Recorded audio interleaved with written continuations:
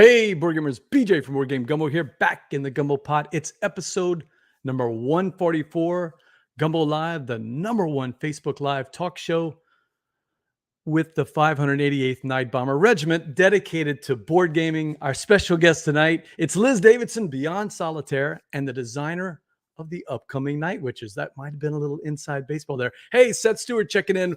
What's up, Seth? Thank you for checking in. We're going to be interviewing Liz in a little while. So if you have any questions, make sure you check in with us on that. Hit us up on social media or on Twitter or on Facebook at Board Game Gumbo. I'd like to see a lot of questions for Liz tonight because she's got a game coming out with Fort Circle Games that I'm excited about and I want to talk about. We'll be looking for all of your questions in the chat crew, but let's get right to our special guest. Liz, welcome to the show. Hey, it's good to be on. Thanks for inviting me. Oh, yes. Fantastic.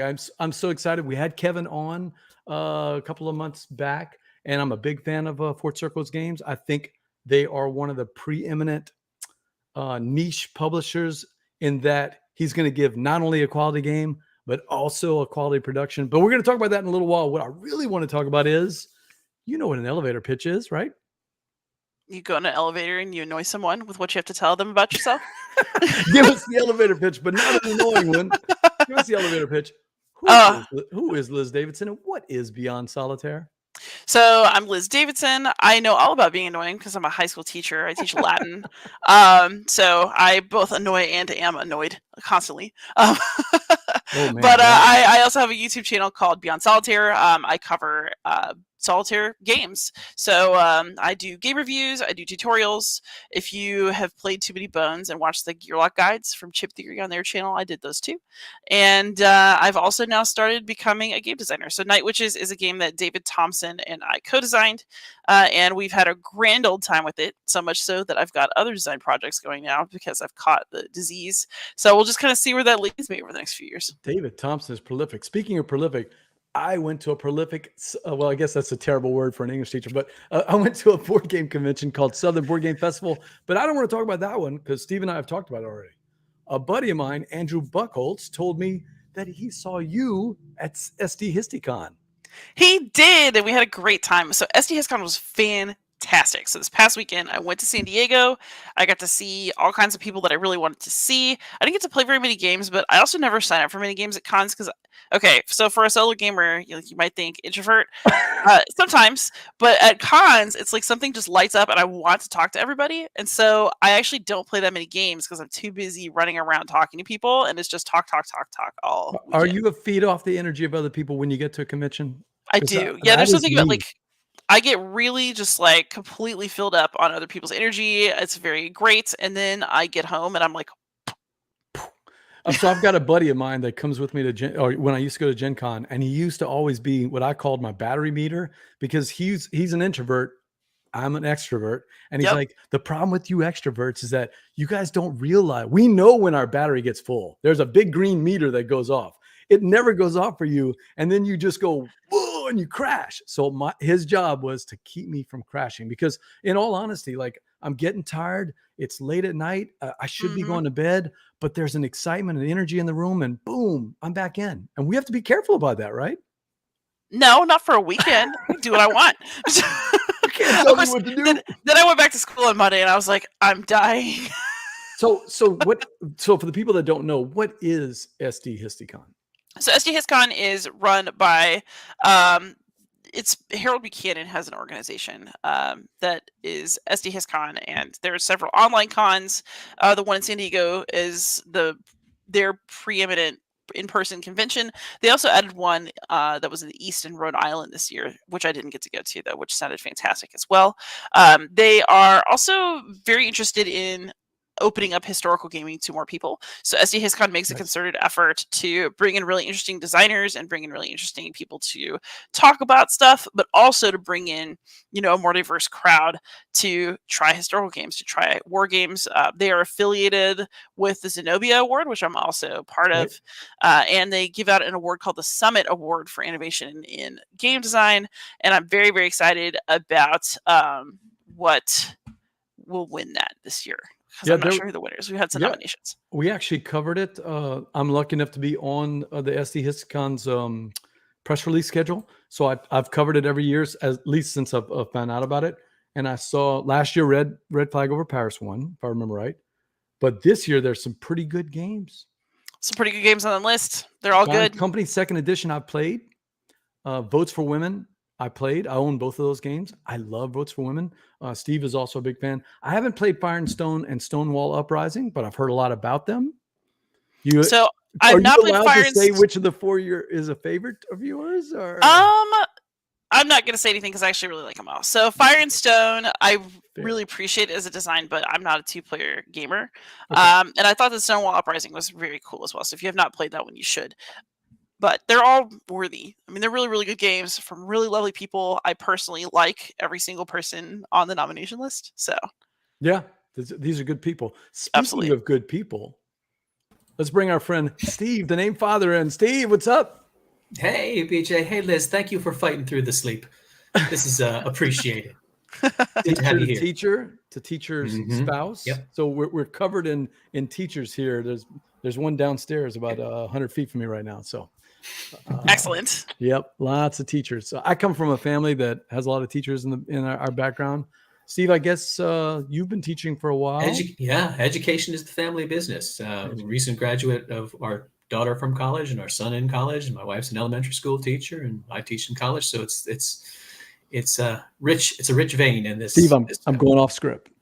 Yeah, there you go. I normally ask the guest at this point because I hear something like, "Oh, I love to play. I was in choir, or I play the guitar," and then I always ask my favorite question, right? Oh, another musician. What's the connection between musician and board gaming? But in this case, we really have. I mean, there's a lot of teachers that you and I have encountered. No, teacher gamers are like a thing. I know. That's what I was actually. She anticipated the question. This year has been amazing for me because my neighbor, I have an adjoining classroom, and one of our Latin teachers switched over to teaching English as a foreign language because that was what she felt called to do, basically. But I got a new neighbor. There's a new teacher in there, and he's great. And I'd actually already met him on Board Game Geek in this one-player guild. Oh, okay. Because I recognized his name from some Latin novellas he's published. And I was like, "Hey, are you the guy who does the Latin novellas?" And he's like, "Yeah." And so we chatted a bit. And then years later, he's now my neighbor. I'm super happy about it because I can go to work and talk about whatever I was playing, and he actually knows what I'm talking about. And he does Latin fantastically. And he's a great teacher. So everything is just great. Perfect. So the question is why, though? What's the connection between teaching and board gaming? There's a lot of them. Teachers, librarians, educators, professors, doctors. Teachers are nerdy in general. I also know teachers who are cosplayers and teachers who are into just even stuff just teachers who are really into Marvel, or teachers who, I mean, I feel like you know this teaching and nerdiness go together. And so, then board gaming, I think, is just a subset that teachers Are teachers good rules teachers in board gaming? Yeah, I would say so. Not this one. I'll be the exception that proves the rule, but yeah. So I know how to be patient when other people aren't listening to me when I'm trying to teach them the rules because it's my life. One of the guys in the Gumbo is Mitchell, and Mitchell is a teacher in the next Paris system, and he's actually a good teacher, but he's one of those teachers that's like, I'm going to teach you every single rule because that's what I like. He likes to know every single rule, and I'm like, is that a teacher thing where they have to cover every rule? Because it doesn't seem like it. Being a teacher is being responsive to your students. You got to read the room and then figure out what they need, and then do that. Yeah. That's Jake agreeing that I'm not a good teacher. Yeah. Oh, really? Oh, that may be. Steve, I've always loved your philosophy that the first time that Steve and I play a game together, he always talks about this is a pancake game. It's a pancake game. First pancake out of the pan is never right because the pot's not up to steam yet. It goes to Toby, right? To the dog. That gets fed to the dog, or the chef says, "I'll eat that one." But you just basically you're already get just pour another one. That's it. So, I don't have to know every single rule. The first game, I'm not worried about whether I'm going to win or not. It's fun to win, but I'm not that worried about it, especially if it's a game I know I'm going to play more. Maybe if it's the only time I'm ever going to play the game, sure, tell me everything. But if it's a game that I know I'm going to play more, now let's see. Let's pull some switches. Let's push some buttons and see. Tell me the rules as we go. I love the Paul Grogan method of teaching. He's going to give you what you need to get started, and then he's going to slowly drip, give you rules. What's your method of learning games, Liz? What's your favorite way? Ooh. Besides watching Gumbo live and me and Steve talking about games. Other than that. So basically, I kind of have like a combo method. So I'll typically read the rule book, then I'll watch a video, and then I'll read the rule book again. So it's like I read it and I know what I had questions about, and then I go see it in action, and then I read the rule book again to see if things snapped into place. Okay. And then Rule I'm ready book to go. sandwich. Yeah. Yeah, that's what I like the best, because I like to have my own sense of what I'm looking for before watching a video, so that way if it's dragging or whatever, I know what I'm not looking for. I can go over to something else. Right. Man, we could talk teaching games all night, Steve. This is a board game show, right? True. BJ from Board Game Gumbo. I've got my guest here, Liz Davidson from Beyond Solitaire. I've got Steve in, and Steve's played a game recently, Liz, that I am very curious about because I love Carcassonne. I'm not as good as DJ Bell at playing Carcassonne, or Eric Buscemi, another one. Yeah, Eric and Jay are Carc Sharks, but this is one that I'm really interested in, Steve. What is Mist over Carcassonne, or Carcassonne de Mist, if I'm reading that correctly? It is the co-op version of Carcassonne that just came out, and so it has it can be soloed, or you can play it co-op. Really, a solo Carcassonne? Solo Carcassonne. Well, that one I think it has the ghosts in the mist are the pandemic diseases that come out as you place your tiles.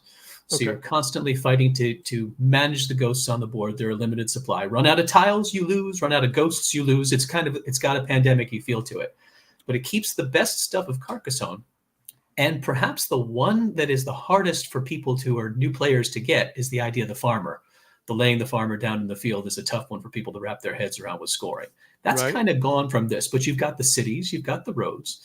And the way you manage the ghosts coming out is that you're basically playing to get to a point total.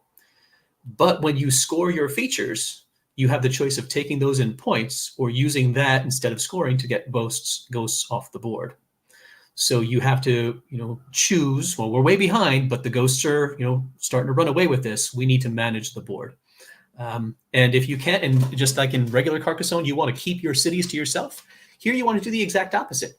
You want to leave room for somebody else to join your city, because if you can score the city and both of you are in it, you both score at the same time. You get all full points, or one of you can score points and the other one can take ghosts. Was that a hard adjustment for you? Because there's a lot of Carc Sharks out there who want to set up cities and steal other cities. Was that a hard adjustment? It wasn't a hard adjustment because all of the same things that you're trying to avoid, the strategies of someone trying to get onto your city. Now you want to do those strategies. You want to leave room for them to be able to do it. So you might have to have, you want someone to build a city 2 from where you are, so you can fill in and find the one that makes it so that you're sharing that city. It wasn't a hard flip, but I want to say it's not hard. This is actually a pretty hard game. We played it twice. Luke and I did. Okay. And we got one rule wrong. I should have gone back to the drawing board. Jake's right. I'm not. You should have texted Liz. I should have texted Liz, or had, like Jake said, had BJ teach the game. Yeah, right. But then it gets, the first layer of it is pretty straightforward. And then it adds things that are like the equivalent of the monasteries. And it also adds a cemetery that you have to manage like a monastery, so that if you can enclose the cemetery, which is going to draw ghosts to it. Is that what we're looking at right there on that? I'm trying to, you're looking at the big center tile in the middle is a 4x4 tile that is the starting point for the city. So that's like the opening for the city with 2 roads coming out of it. Oh, there's not a cemetery on there. You know it when you see it because it's spooky and creepy. But if you can fill up and score and basically deal with the cemetery, you have closed off that problem, but you have to bury one of your meeples in there. You lose the ability to play that meeple for the rest of the game. I like that. So it gets harder, and it actually is pretty thematic. It sticks to things. It's Carcassonne, but in a very different vibe. Well, and you wouldn't see the ghosts there because you've got to build out all the different villages and everything. So I'm assuming there's a mechanic that brings out the ghosts as they come out. If you look at the areas that are in gray, that's the mist, and those have ghosts printed on them. As you put them into play, the little meeples, ghost meeples, come out and go onto those areas. So you have to fight them off. Liz has been very quiet. Is Liz? I don't know anything about this game. I'm just listening. Is Liz not a fan of Carcassonne? Are you a fan? I mean, I played it forever ago. It was fine. Right. Mm-hmm. It doesn't make my heart leap with joy or anything. It was fine. No. And it doesn't play solo until this, as far as at least I've never seen anybody play Carc solo. But I have always enjoyed Carcassonne because I've played with people that are pretty cutthroat. And I don't mind a cutthroat game if I know going in that there's going to be some serious player interaction. Liz, how do you feel about player interaction? As long as you know it's coming? If I know it's coming, there's certain games where I really like it, and then certain ones where, I mean, it's okay. So I'm superstitiously avoidant of trash talk. Unless we're playing Obsession, in which case you have to pretend that you're being catty like Maggie Smith. An Obsession fan, Steve. This is perfect. I love Obsession very much. But like, I actually do enjoy player interaction. I don't ever review games like that typically because, solo. But I do have friends, shockingly, and I do play games with them, also shockingly. But, my favorite game that was a multiplayer last year is probably Alex Knight's Land and Freedom. It's about the Spanish Civil War. It's published by Blue Panther. And it is a 3-player semi-cooperative game where you're playing as sort of Spanish Republican factions against fascism. So one of you is the communists, one of you is the moderates, and one of you is the anarchists. And you're all trying to like make sure that you're the government that will theoretically come out on top if you survive, but you're also trying to defeat fascist forces on the board. And it's so mean, and the things that you can choose to do, it's such a stark choice between doing what you need to do not to lose together and also doing what you need to do to win. And so I really enjoyed it, except that David Thompson is a dirty communist who made us lose. Oh,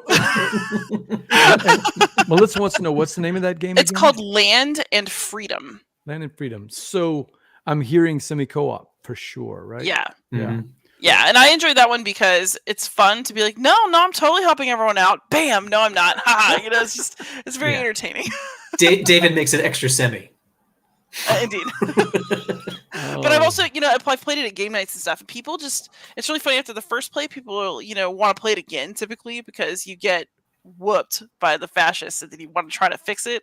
But maybe your selfishness will keep getting in the way. I don't know. But I like that it's cutthroat because it really plays on your own human nature as somebody who both wants to win and is anxious about it, and as somebody who realizes you have to do something together too. It's fun. Semi-co-ops are a tough one. It's people have to know going in how we're going to do this thing, and sometimes somebody can tank it. That's Well, actually, Land and Freedom is also interesting as a semi-co-op because it does something that makes it harder to know whether you should just say screw it and try to like mess everybody up. Okay. Because basically the way that you win the game is by putting tokens into what's called the bag of glory, and then you pull them out at the end to see who people actually voted for, but there's some uncertainty in there. So even if somebody's got more tokens in there, that doesn't actually mean that they're going to win the game. So you could in fact be the very best helper and like get the most stuff in the bag and still not win the game if other people have been fairly competitive. And so I think that's the key, that hidden information, right? Yeah, exactly. Yeah. Now, Mist Over Carcassonne, is that available now, or is that still? It is available now. Yes, it should be available now, and you should be able to find it for high 20s, low 30s. That ballpark. BJ from Game Gumbo. I've got my guest here, Liz Davidson from Beyond Solitaire, talking with Steve, and we talked about a Carcassonne game, but during the conversation, we started talking about semi-co-ops, and I want to talk about one that's out on GameFound right now, and it's definitely semi-co-op. It's called Chaos Cove. It's a game by Martin Wallace, and 8 Games is publishing it, but it's really being directed by a local company to us, Hutchu Games, from right down the road in Houston. That's Woody and Adam. They've been on the show before, Steve, Woody and Adam, when they came on with Plunder Bun. But they've been big supporters of Southern Board Game Fest, have been coming every year. And the GameFound just went live today. It's already about 50% funded for a new company like Hutchu Games. That's fantastic. They don't get all the publicity that a lot of other people are. So I'm happy to throw them a little bit their way. Martin Wallace, I kind of have I don't want to say I love-hate. I hate any of his games, but I don't love all of the games. So I was definitely interested in playing it because I got to admit, every time I play a Martin Wallace game, I get kind of excited because there's usually some twist that I hadn't thought of, some weird thing like, oh, let's do a train game and throw zombies in it. There's always something like that. Liz, are you a fan of Martin Wallace games? Do you have? I couldn't find any that you've reviewed. Steve and I were just doing a quick check. Well, Martin Wallace doesn't do a whole lot that would be right in my wheelhouse, but every time I play a Martin Wallace game, I have a good time. Hey, we've got Adam from Hutchu Games in the chat. Thanks for joining in, Adam. We're talking about your game right now. So, basically, I'm always looking for, more solo-oriented games, and I associate Martin Wallace with stuff that, I guess there's Australia, but that one I didn't love the theme, so I didn't do much with it. But like, I played A Study in Emerald. I had fun with that. Mhm. I thought Discworld was really good, but it just doesn't fit what my channel Oh yeah, is about. I mean, but Steve loves that game. it wouldn't stop me from playing. It's a fine game. I really enjoyed that one a lot. So I mean, I've had good experiences with Martin Wallace games, and I saw his name. I thought, oh, that should do well. It's a Martin Wallace game, but I don't have extensive. I mean, he's got a deep catalog. I haven't played it much more deeply than those games. Well, Steve, I'm like Maggie. I get attracted by themes, even box covers. Will just get me. And the theme of this game is really cool. So pirates, we've got a lot of plunder. We've got a lot of rum. We've been enjoying our private little island. We're probably getting close to retirement. We're all anthropomorphic animals, by the way, but instead of just regular pirates. And in fact, it's too nice out there because the pirates and the barbarians have to come into our island in our beautiful little Chaos Cove, and they're just gonna muck with us and try to take over some of our places. And that's what that's the theme of this game. So automatically, right off the bat, I'm interested in the theme.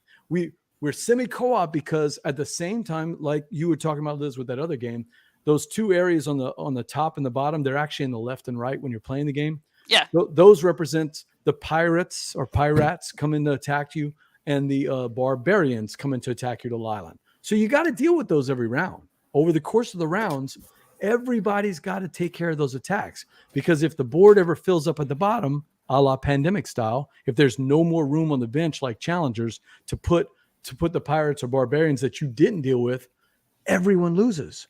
So you don't want to just run over the last player, because the last player is just going to dump on you and say, oh yeah, we're all going to lose.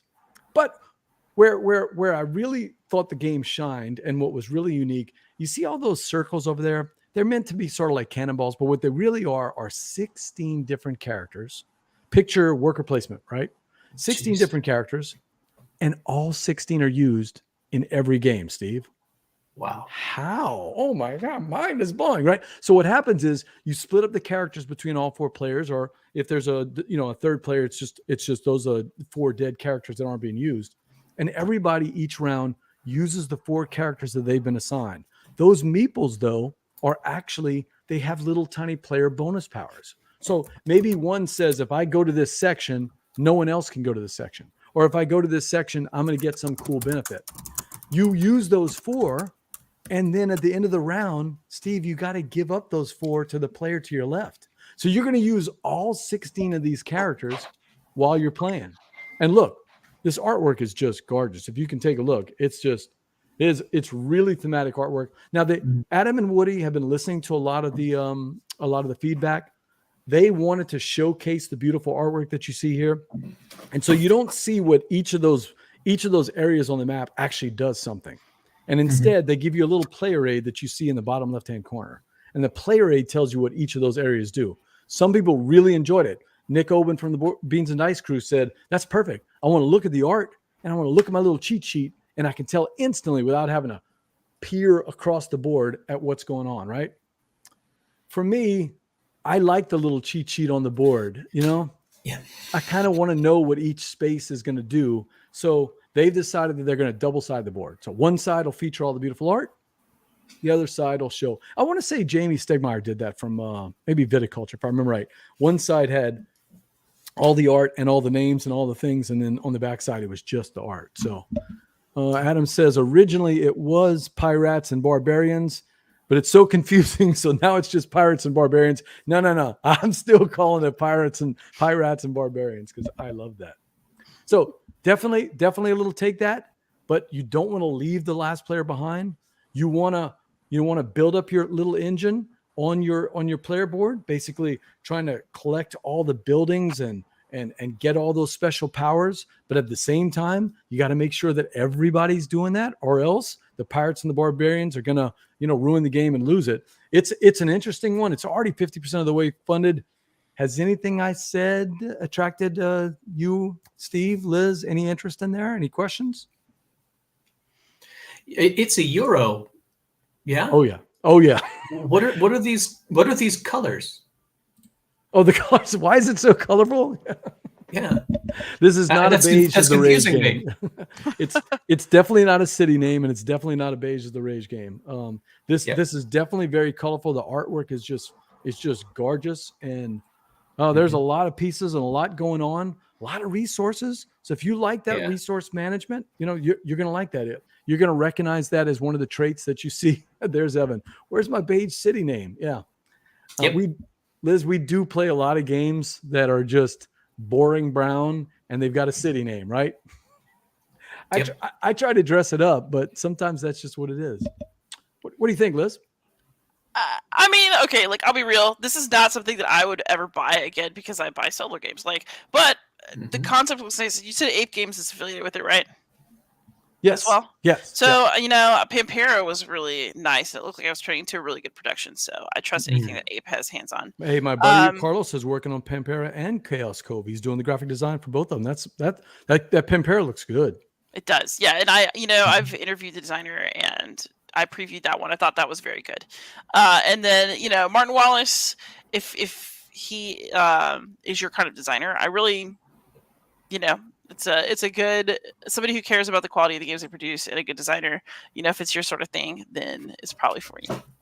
Yeah. Adam says it's a Europe with some little punch your friends in the face mechanics. Very interactive. So people that say that Euros are multiplayer solitaire, man, Steve, this did not feel like multiplayer solitaire at all. Okay.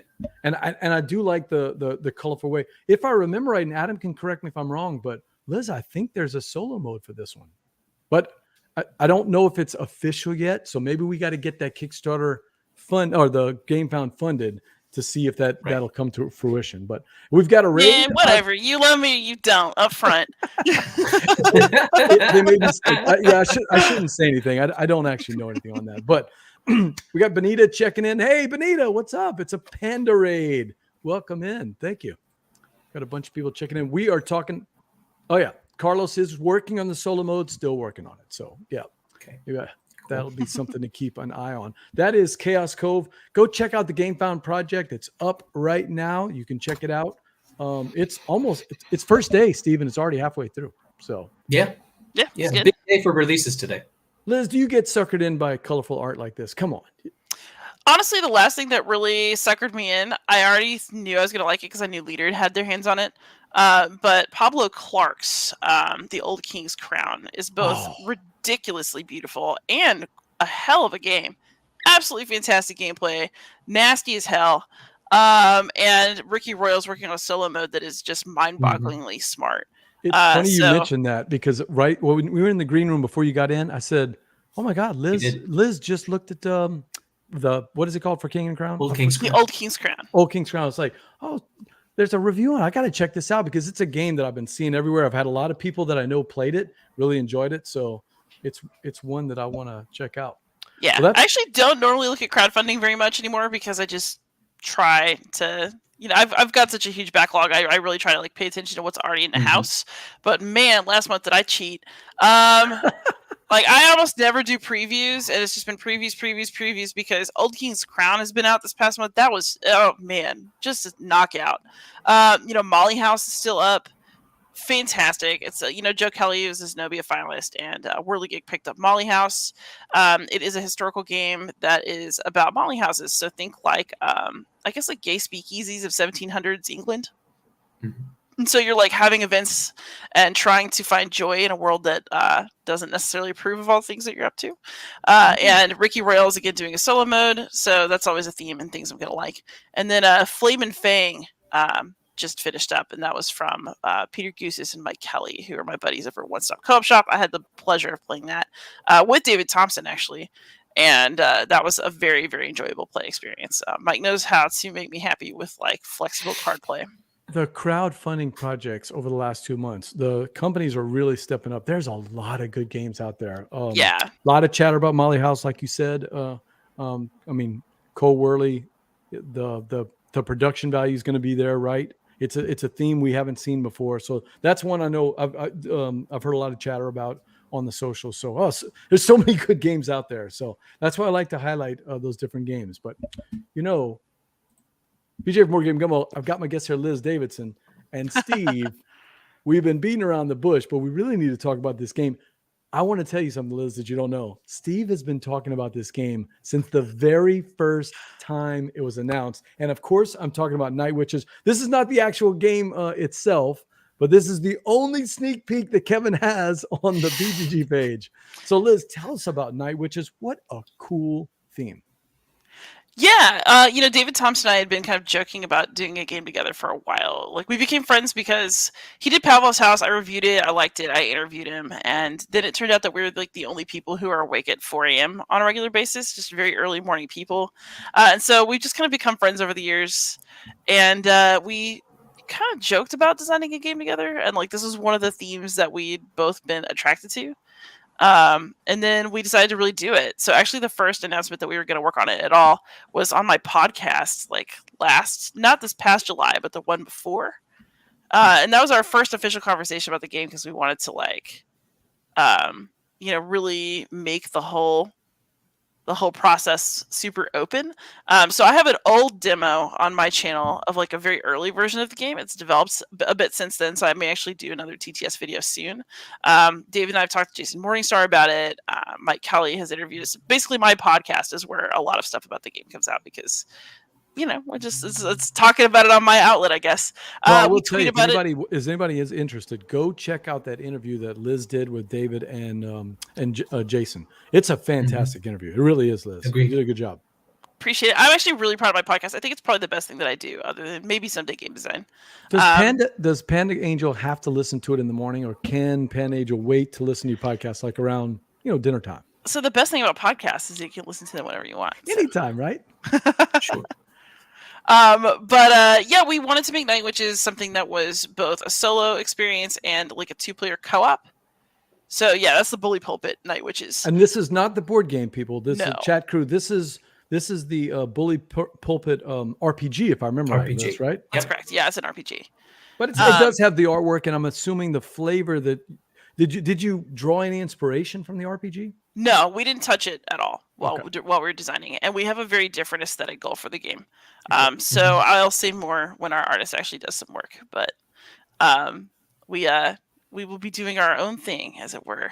But I really, really appreciate Jason Morningstar's work, and he's a really thoughtful and interesting designer in his own right. So I'm glad that we both share a passion for the Night Witches because they're just cool. Is this an actual photo of the Night Witch? Yeah, I mean, it's colorized, but yeah. Mm-hmm. But yeah, we basically wanted to make a game that you could also play 2-player co-op, so that maybe somebody can play with like a daughter or a friend and kind of get things, get more people into gaming. We wanted to design a light, accessible war game that would help people get into historical gaming and have a good experience with it. And so hopefully we're succeeding there. What about the theme attracted you? I was really interested in the way that the women talked about themselves. So we talked to our historical consultant, Raina Pennington, and we actually had some qualms about calling the game Night Witches at all because that was what the women did not actually like being called. They were like, well, what do you want to be called? Just pilots. We're just pilots. They weren't really interested in like these larger narratives about like, oh, but you're women pilots or anything like that. They're like, no, we had a skill. We did a job. We served our country. Like, that's what we did. And we want people to remember and appreciate that. So I wanted to kind of give that treatment to the subject. And also we thought that doing like an aerial, like an aviation game might be really, really fun. So we came up with, we wanted to maybe do like a bag builder was the original concept. So now we've got a game where you're kind of flying over this hex map and you don't actually know what's underneath you until you get close enough. So you have to pull from an observation bag to see what you've encountered. Ooh. And then you have to deal with it. So it's a little bit different every time. We've got it at scaling difficulties. So depending on how well you're doing, you might have to play with like the very spicy bag. But if you're struggling with that, you get bumped down to the normal bag. Little cayenne in that bag there, Steve. Got to be careful. Mm-hmm. But we've got like a little short campaign that you can also play individual missions from. We basically wanted to really serve people who enjoy historical games and war games, or who might be curious about them, but who are intimidated by the length, or who are intimidated by like too much rules overhead. We wanted to create something that was much more streamlined as we could get it, and then also did not, I guess, hog up too much time We wanted something that was like respectful of the fact that the people who were playing it, you know. Time Roller checking in. Hey, Tommy, we're talking with Liz Davidson from Beyond Solitaire about Night Witches. She's telling us a little bit about the background about how Night Witches kind of came into fruition and some of the mechanics. But is this going to be a game that where the mechanics are going to kind of drive the theme, or is the theme inspiring you at all, kind of bubbling in the brain about how the mechanics want to come out? Well, we started with the theme, and then wanted to find mechanisms that would match how we wanted the game to feel. I think when you're doing a historical game, you have to be thinking about what it is about the history that you want to represent, and so that should drive the mechanisms that you choose. I'm not a big pasted on theme person. That's not what I prefer in my games, especially I think as a solo gamer. I mean, occasionally I like something puzzly, but I'm very, very interested in historical games and how games can be used to express history, and so. You know, is this a perfectly historical game? Absolutely not. We had to elide too much to make it very light, you know, to make it the right weight. However, it was really important to us to at least simulate some of the feeling of being a night witch. And so that's why that bag building element is there. We want you to feel the anxiety of what you're flying over and wondering how it's going to go. The same thing for bombing and evading. You have to draw from a bag. You don't actually know if you're going to succeed in all the things that you're doing. And then we also have very short recovery times between sorties on each mission that simulate the night witches having to go back and get refueled, get more bombs, maybe like chug some tea and like head right back out. So right back out, right. Yeah, these women were flying in extremely dangerous conditions. They had no radar. They had no radios. They did not have guns. Like, there are no machine guns on these planes. It's just these rickety little canvas wing planes with a couple bombs on them. And so they fly out there, and you know they have to drop the bombs. It's like mostly harassment missions, honestly. Like, these are not fighter pilots, although there was a women's fighter pilot unit as well in the Russian, in the Soviet Air Force at this time. But they would go back, they would get refueled, and they would immediately go out and do it again. And like, they were competitive with the men's unit next door, basically sharing the same airfield a lot of the time. That was doing the same job in the same planes. So like, we think like, oh, there's a narrative like these women got these crappy planes because they were women. Actually, the Russian Air Force at this time, the Soviet Air Force, had some issues, and that, you know, a bunch of its planes had been destroyed. So they were doing the best with what they had, and so men and women were both flying these kind of trainer aircraft and just doing what they could. So the night witches their job was basically to be annoying and keep the Nazis awake. And so the game is not about just repetitive sorties, right? But we wanted to create some of the tension of that by like forcing a little bit of choice in how you allocate your time overnight. I did like how they came up with the nickname, though. They would just fly really low since they don't have radar, they don't have any protection. They're flying really low, and they come screaming in the dead of the night. Oh, no screaming, actually. What they did was they cut the engine. So they would basically get close to target, they would cut the engine, and they would glide really silently over the target. Then you drop the bombs, start the engine, and bail. Because it was the Germans that were screaming, basically, I guess. Yeah. Well, actually, Night Witches is their name for these women, actually, the Noctexan. Right. So that would be just terrifying, Steve. You know, you're sitting there, you don't even know what's about to come, and then all of a sudden this biplane comes right over you and drops a bomb. And then BJ's right about this. This has been on my radar for a while because I was reading a book by Kate Quinn called The Huntress, which is a historical fiction book at the same time that we had Kevin and Tori on. And they were talking about the upcoming, you know, slate of games, and they mentioned Night Witches. I said, "Wait, I'm sorry. I was like, say what now? Run that again." What attracts you to this game? Or to the theme? I'm sorry. The theme was the story. Again, I thought that what Liz had on the podcast was really good because you had the comparison of the RPG, which was more about the stories of the women's lives between missions and such. And this is more going to be the sorties that they're doing. That really intrigued me. The idea of a 2-player co-op game intrigued me. I'm curious about the mechanisms. I can't wait to see more about this. Are the 2 players going to be both pilots, or are they going to be pilot and navigator of the same? No, basically, each plane, we're just assuming a pilot and navigator. So each player will control one aircraft, one crew, essentially. And actually, the way you can lose the game is once we have an artist. Please, Kevin, book the artist. We've requested some crew cards that like depict a pilot and a navigator together, like maybe working on the plane, you know, maybe just kind of hanging out. But you know, looking happy and friendly and excited. And then when you crash your plane, you have to discard that card and then get a new one. Yeah. Oops. Yeah. And then when you run Oops. out of cards, you've lost the game because you're out of cruise. Like you killed them all. Right. Good job. You know that I like that. I mean, you're integrating what's really going on in this wartime into some pretty cool mechanics, Steve. Yeah, not everybody comes back.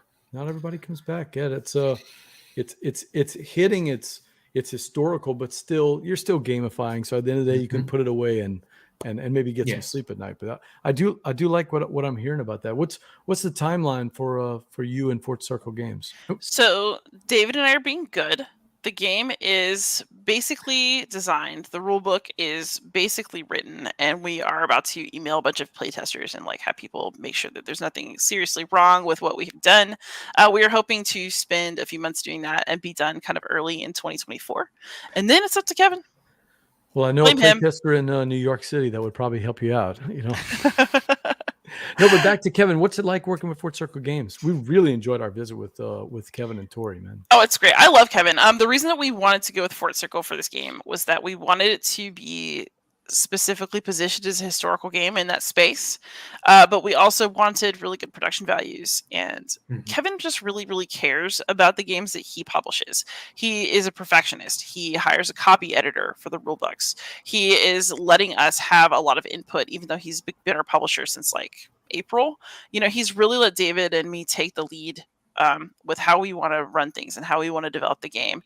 And he is just a really nice, respectful person who cares about us kind of realizing our vision for the game and then making it as good as he can possibly make it on his end. And so we went with him because we trust him to love the game and to promote the game and to not just do like one print run and be like, oh, well, you know what I mean? Like we wanted somebody who was going to love Night Witches as much as we do. Steve, when I first opened up the Shores of Tripoli, the box is so thick.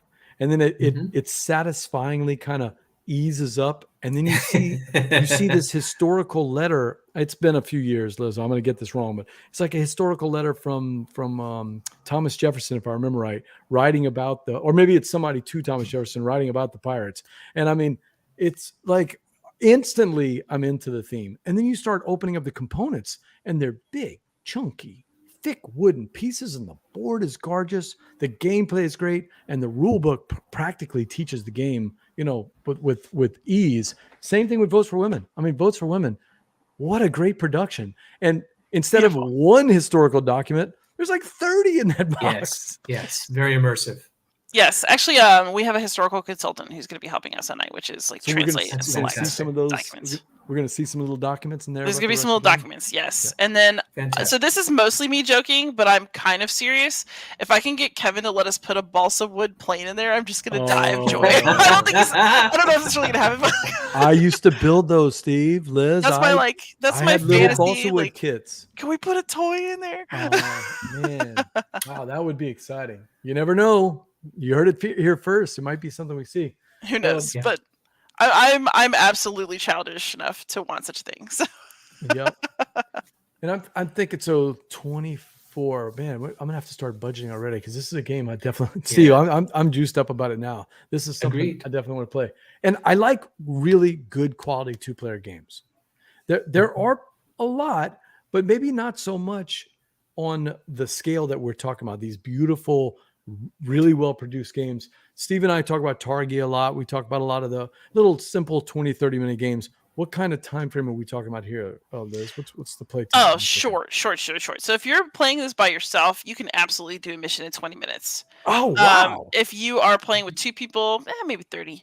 And you could probably get through the entire campaign in a long afternoon. So the goal for this is for it to not wear out its welcome. Especially because there's replayability because every mission is going to come out different because you don't know what's going to come out of the bag. Right. We're actually also hoping to include blank maps of each size map in the game. There's like a small one and then a large one after the planes get upgraded partway through the war. And so we are also going to put blanks in there. We're kind of hoping that people who enjoy the game will also send us some challenges to try. I like that. Some user-created content like the old D&D maps. Nice. And why not, right? Like, I'm not going to be the smartest person who comes up with the mission. Like, it'll be the collective play. So,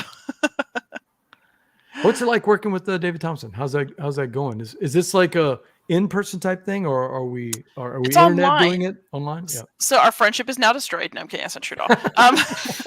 No, actually, David and I are probably better friends because we design together. So I will say it's both wonderful because David and I have a similar working style, and because David's a wonderful person.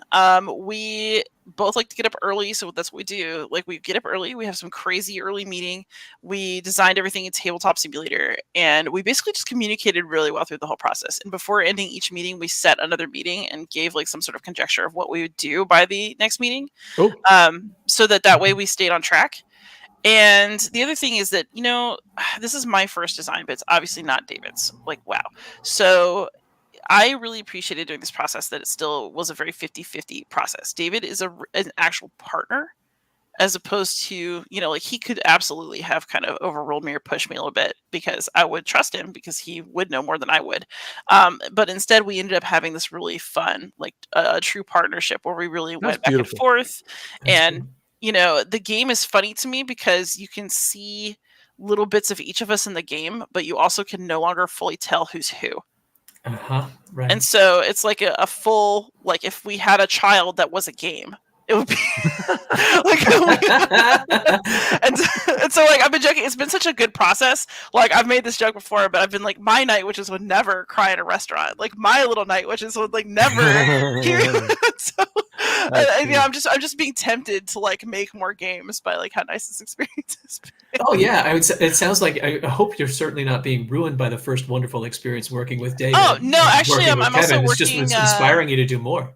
I dropped this on my podcast, so I can say it here now. Ricky Royal and I are working on something together for Oath, and that's been really delightful. And I'm working on my own game about Nero's mom trying to both maintain political power and survive during the first 5 years of her son's imperial rule. So that's what I'm up to. If he had only listened to her, because she kept saying, "Stop fiddling around with that. Stop." Exactly. But no, actually, you're more on point than you would think. Agrippina was politically experienced. She's extremely powerful. She knew what she was doing. She had incredible international connections. She had incredible relationships built up with the Senate, with the Praetorian Guard. And her son was a 17-year-old little turd who wanted to like divorce his wife, who was important to his dynastic ambitions, and be an actor in Rhodes. Like, the fool. So yeah, he eventually tried to murder her with a party boat and failed. Like, he literally put her on a collapsible boat because he didn't have the nerve to just stab her already. So then it failed. She swam to shore and lived. And then he sent people over to finally stab her, and she allegedly pointed at her like womb and said, "Stab me right here, because this is the womb that bore Nero," and like went out like a chant. So Wow. That is a great story. I'm not so sure I'm hearing game though, Steve. Well, the game itself is about trying not to get to this point in your relationship with your child. I know. I know. Like, this is interesting for the textbook, but I don't know about the game. But no, I love the fact that win conditions rather than stab conditions. Yeah, exactly. Stab conditions. Oh, those are stab conditions. It's always a positive conditions for a stabbing. If I'm here, here you go. Hearing about that. No, I can't wait to hear that. But I all games in ancient history, I'm always into that. So I want to hear more about this one. So keep us posted on that. Right. Was there anything, and hopefully it's not something like a spoiler or anything, but is there anything that you learned about the Night Witches themselves that you didn't know that was just so cool you're just bursting to tell everybody in this game? Is there anything? I mean, there's just so many little things about them that are cool. I mean, I really wanted to put an emphasis on how capable and serious they all really were, just because I think that's how they wanted to be remembered. It actually makes me really sad that they, Rita Pennington, again, our historical consultant, actually conducted interviews with a lot of them. If you want to learn like the full treasure trove of cool stuff, her book, Wings, Women, and War, is excellent. But I think my favorite part about this particular group, the Night Witches, is that they're the only unit that stays all female throughout the war, and they're proud of it. The other two female units became integrated, but there was one guy that like tried to hang out with the Night Witches for a while, but they sent women's underwear to him, and he just couldn't handle it and quit. That's a great way to end the discussion of Night Witches, coming out with Fort Circle Games. Hopefully we'll see it crowdfunding sometime next year. Yeah. Hopefully, we're crossing our fingers on barring a disaster. Yeah, we're crossing your fingers that we get that artist that you really, really want.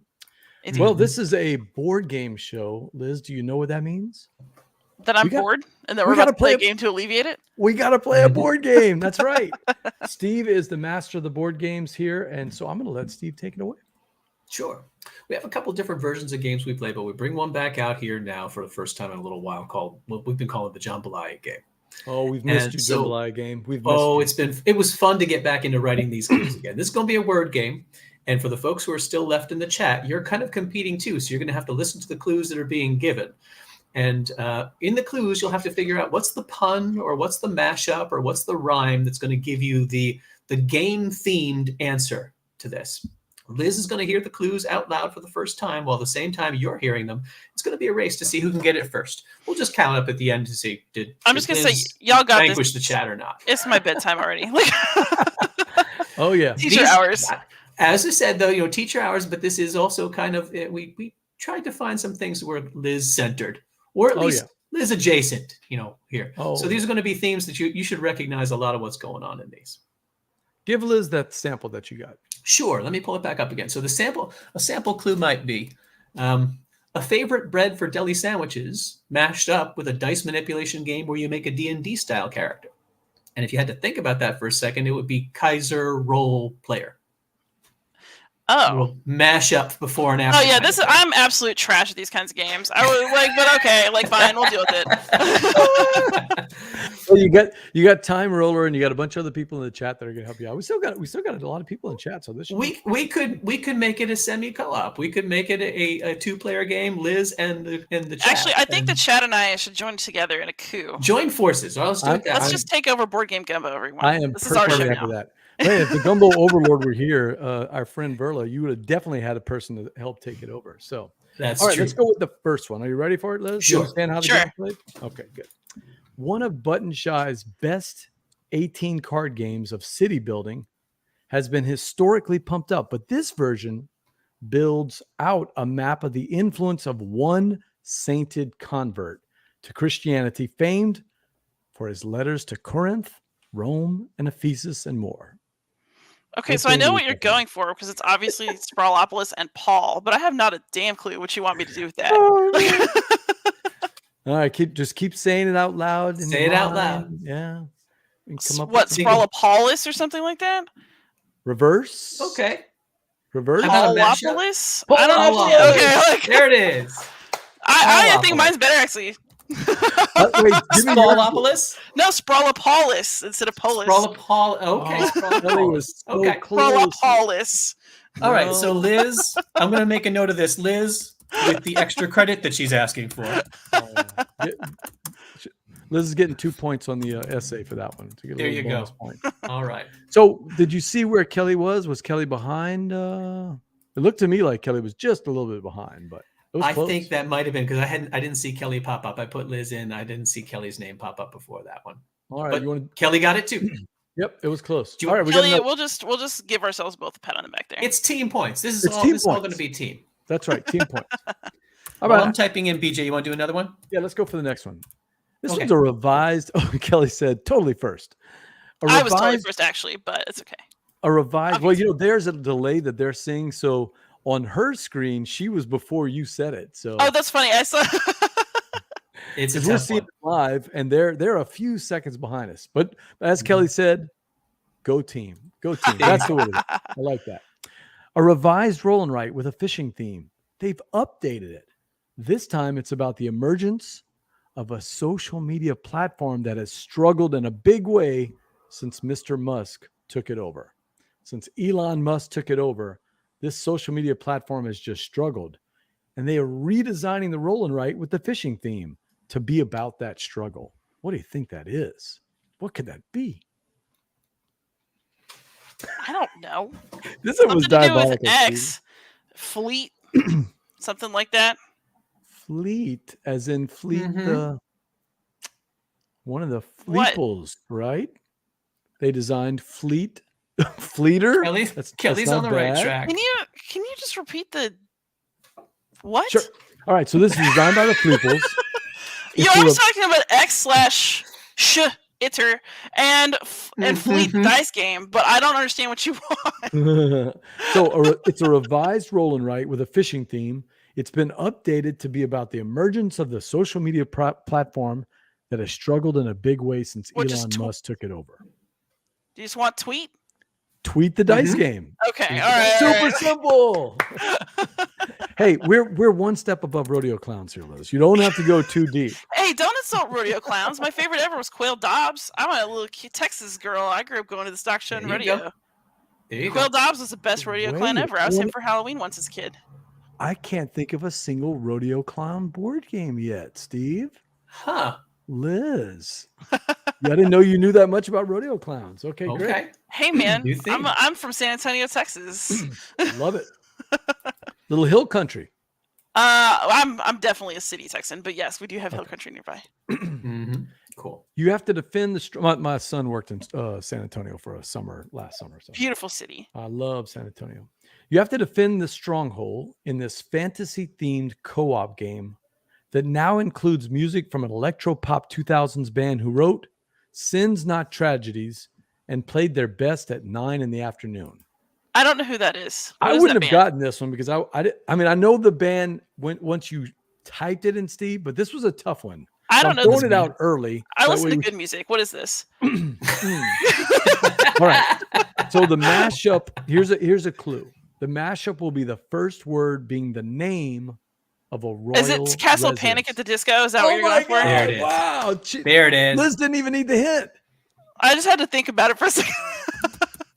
Ooh, Processing time. Steve, that was slick. That's Liz, pretty you did good. well on that one. I mean, BJ, go back to. Go back up to the one that I had bolded that I think is going to be that Liz will appreciate. Okay. Oh, I missed that one. I missed both of these. Yes, absolutely. I definitely won both. You can skip over the next one, but do that one that was right underneath tweet the dice game. Oh, I was going to go with the one. Okay, so let's do that one.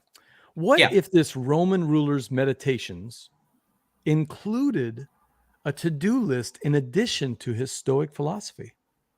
I love this clue, Steve. This is classic. The Name Father right here. This is classic. Is that the whole clue? That's it. I don't understand the to-do list part. I mean, obviously you're talking about Wars of Marcus Aurelius or something to do with the meditations, but like I have no idea about the to-do list. So what would that to-do list be? It could be like clean the bathroom, do laundry, run errands. Chores of Marcus Aurelius? The chores of Marcus.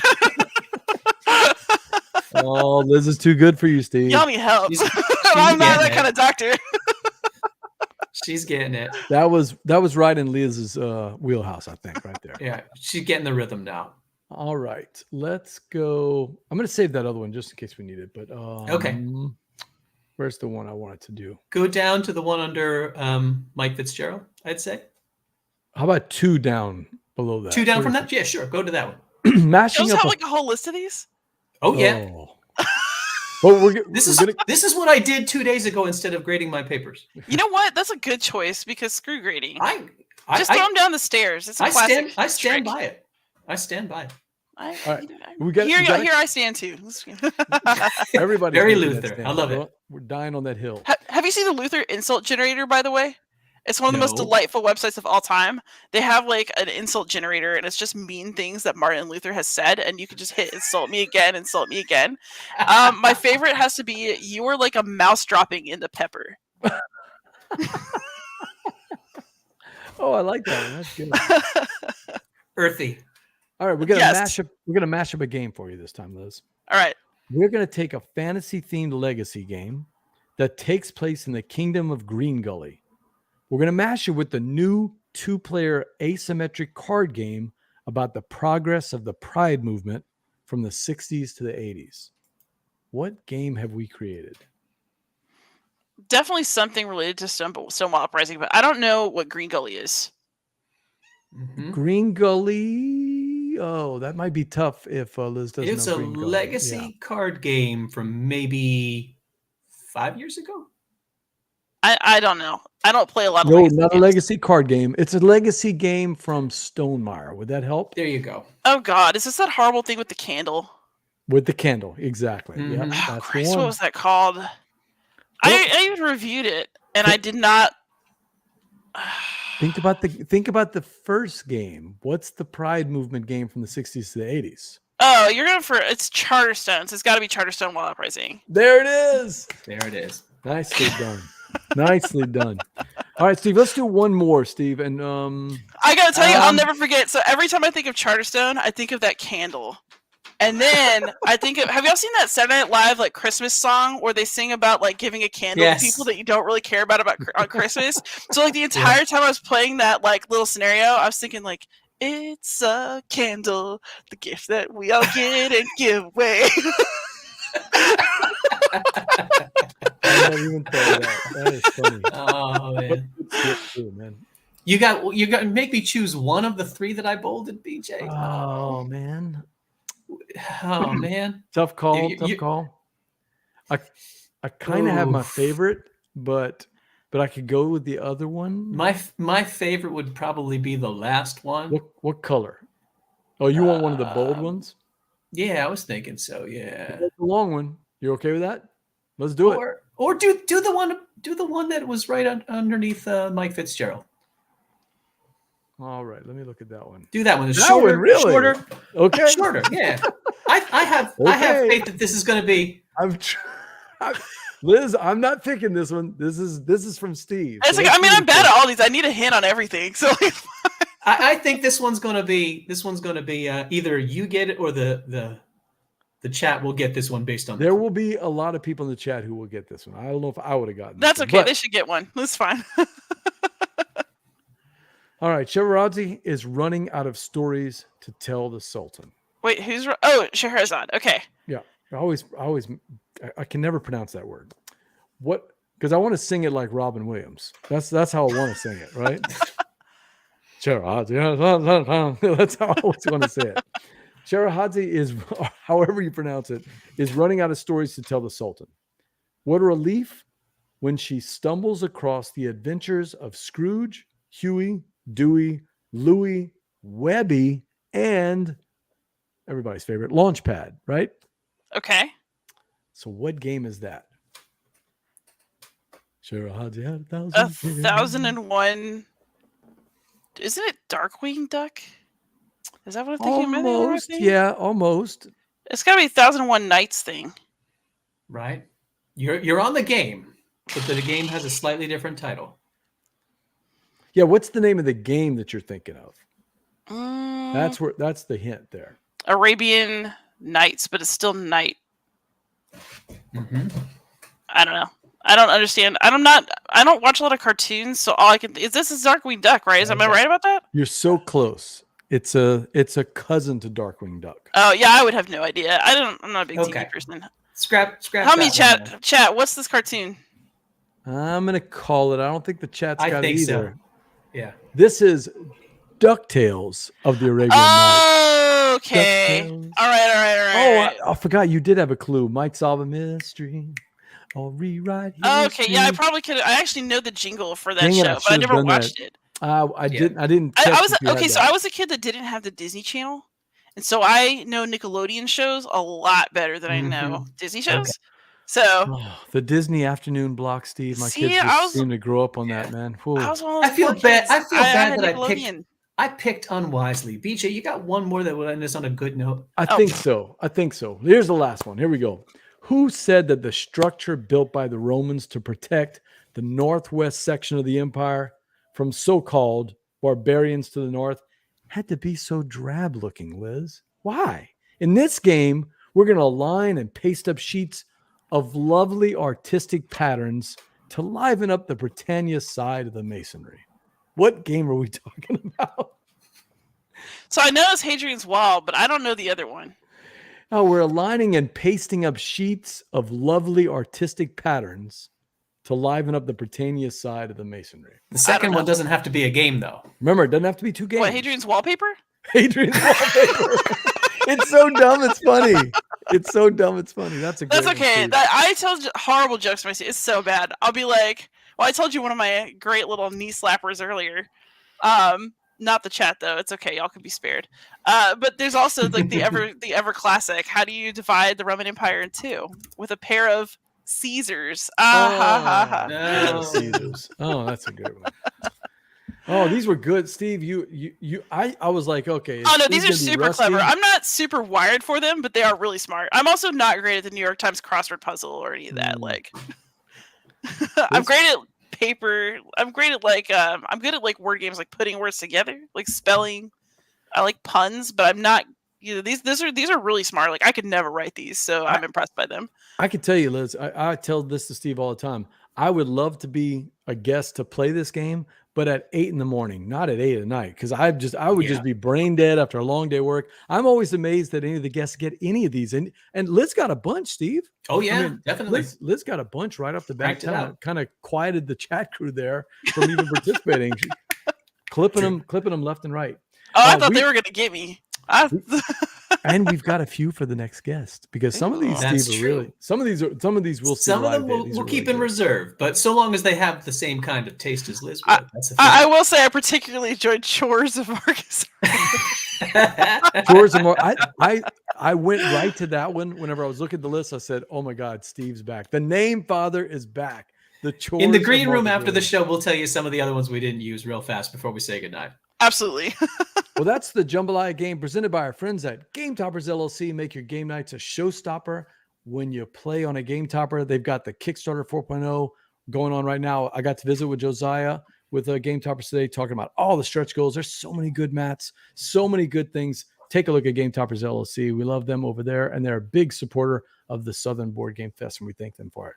All right, board gamers, that's it for another episode of Gumbo Live. Liz, how can people reach you if they want to know more about Beyond Solitaire or more about Night Witches? What's the best way to reach you?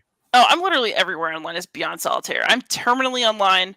I'm on the artist formerly known as Twitter. I'm on Blue Sky. I'm on Facebook. Is it Blue Sky or Blueski? Because I like saying Blueski, and VJ Bell picks on me all the time. He's like, God, you're so old. It's not gonna like drink a brewski and scroll through Blueski. Liz gets me. Liz gets me, Steve. It's like you. Liz humors you. There's a difference between Liz gets you and Liz humors you. Liz went right to my exact thought. It's Blueski. It's your buddies. You're drinking some Blueski, and it's all positive interaction. Oh, but I'm also on YouTube as Beyond Solitaire, and that's the easiest. Like all my videos are there, my podcast is there, like little updates about whatever dumb thing I'm doing now is on there. But I will tell you, if you're a Latin person, I don't update it nearly enough. I used to call it another name that was way cooler, but I have a channel called Dr. D Latin, where I actually have an entire playthrough in Latin of the Untitled Goose Game. Oh. I gotta check that out. But I can't put that on main because I don't need my students finding my. I mean, I always tell my students this channel exists, but then they think it's so boring if I told them about it that it's not worth going to. Hey, can I also give a shout out? The interview you did with Dan Thoreau and Jason Perez about Jerusalem or Jerusalem Anno Domini. Great interview, really great interview. Lots of good perspectives there. Steve, I recommend it to you if you want to get a chance. I like the game more than you three. I think I did like the game, but I was really it's a review from a different perspective, Steve. So that's what I really liked. It's not just here's the aesthetics, here's the gameplay, blah. It's really deep into the interactions of the game, the history of the game. There's just a lot of interesting talk. Good one, Liz. That was a great one. Yeah, I really appreciate it. Honestly, when people interact with you, it's always wonderful, right? Like we make these things because we want people to listen and we want people to respond. So I really appreciate it. Well, make sure to like our Facebook page, facebook.com/BoardGameGumbo, and our YouTube channel. It helps us get the word out about all of our upcoming shows, including, hopefully, for our final show of the season, we'll have the Beans and Dice podcast crew. They've had a little bit of health issues. So, Steve, I'll talk to you about those in the green room, even more than you knew about. So there's a couple other things. No. Yeah, so I'll tell you about a little bit more. We'll see what's going to happen on that. Also, catch us on Twitch, twitch.tv/BoardGameGumbo. Every other Tuesday night, we're playing your games live on Twitch, and we've seen some of our friends in the chat from the Twitch stream. I am BJ from Board Game Gumbo, and until next time, for Liz and for Steve and our friends Jay and Verla, even though they couldn't be here, laissez les bon temps rouler. Well, I do.